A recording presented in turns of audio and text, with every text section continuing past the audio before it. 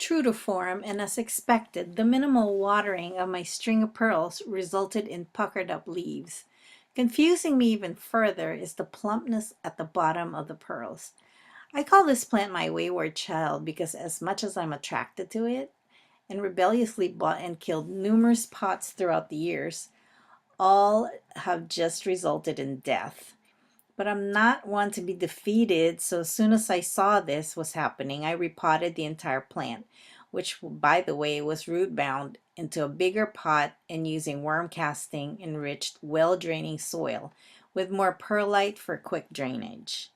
Upon further research, I found out that they like it best in a location with indirect sun, but bright light and protected from the wind as they are sensitive to it.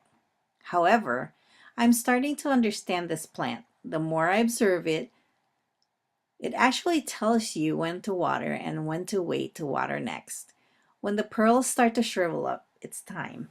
When it's too plump, cut back. After a week of last watering, stick your finger in the soil root level.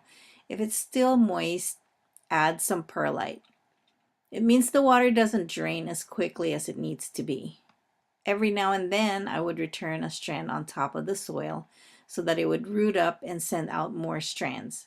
This plant seems to thrive in the cooler weather, and they are dormant in the summer, meaning slow growth and needs water only when the soil is totally dry.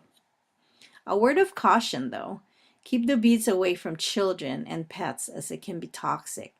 Symptoms are diarrhea, nausea, drooling, and lethargy. Here's my lovely Senecio Rowleyanus, also known as string of pearls. As you can see, very dehydrated. I don't know why. These things are not. On these sides, I don't know why the rest is. If I overwater, people say I too overwater, but if I don't water, here's what they look like. So I'm changing my ways. I actually repotted it. The bottom parts are pretty healthy. And so I'm going to start to water it. Actually, I'm going to get it rained on. It's going to rain tonight, so it's going to get a good soaking.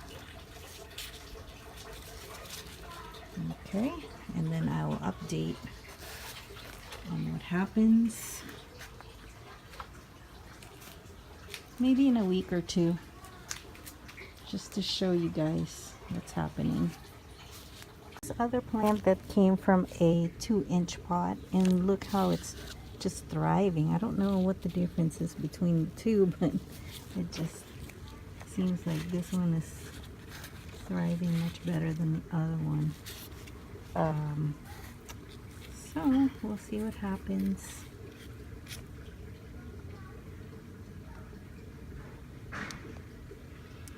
Maybe this is going to be a lot more successful than this other one.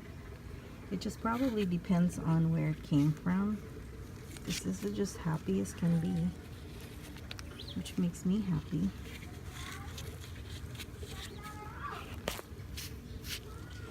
My wayward child has come home like a prodigal son. Look at this.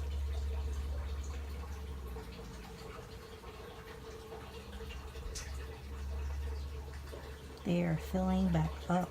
This was really dried up like this.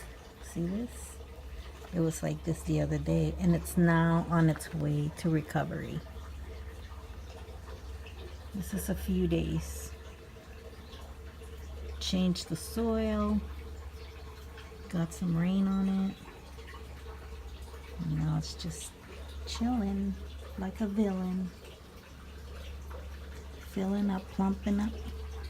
Just how I like it. Then I have another one here somewhere. Same plant, but different reaction.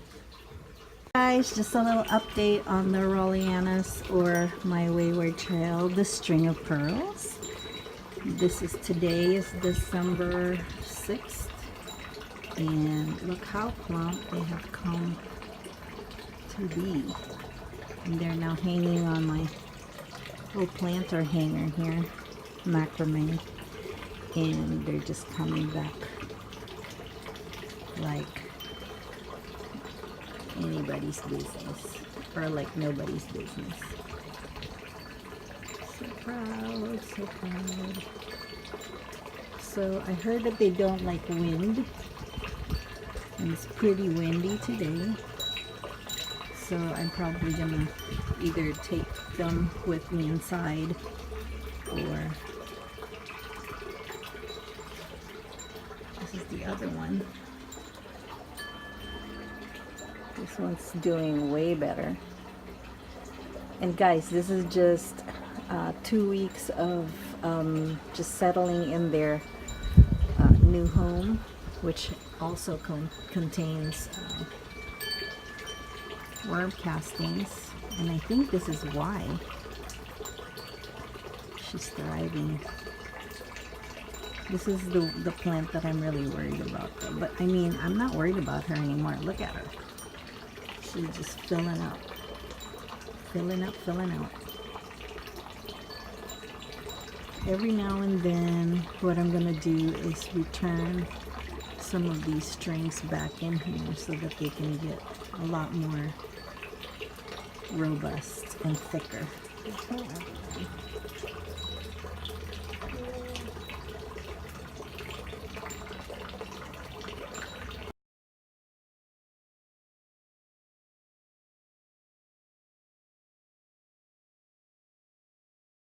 This one right here is a different genus, but it is also a combination, I believe, of the string of bananas and string of pearls, and that's why you see some of them are roundish. It's pretty cool, actually. And they have the flower. They flower, and the flowers usually smell like cinnamon. What's going on here? It just dried up, I guess.